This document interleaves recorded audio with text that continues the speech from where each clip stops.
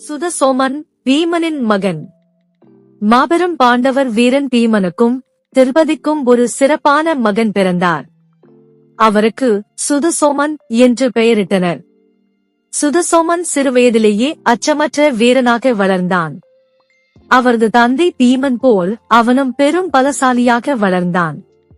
தனக்கு முன்னோர்களைப் போலவே தாய் தந்தைக்கு பெருமை சேர்க்க வேண்டும் என்று சுதசோமன் உறுதியெடுத்தான். குருகுலத்தில் சுதசோமன் வாழ்பயிற்சி, களரி மற்றும் வில்வித்தை கற்றுக்கொண்டான். அவர் மிகுந்த திறமை வாய்ந்த வீரராக வளர்ந்தார்.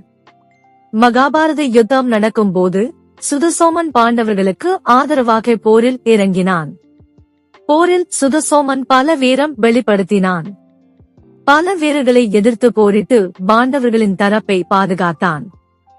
சுதசோமன் கர்ணனின் புதல்வன் விருஷசேனனுடன் கடுமையான யுத்தத்தில் ஈடுபட்டான். அவருடைய வலிமை அசைக்க முடியாதது. யுத்தம் முடிந்த பிறகு சுதசோமன் பாண்டவர்களின் வெற்றிக்காக பெரும் தியாகம் செய்து உயிர் நீத்தான். பாண்டவர்கள் அவருக்கு பெருமை செலுத்தினர். அவர் பாண்டவர் வரலாற்றில் என்றும் நினைவில் இருக்க வேண்டும் என்று கூறினர். இந்த கதையின் மூலம் பீமனின் மகன் சுதசோமனின் வீரத்தன்மையை உணரலாம்.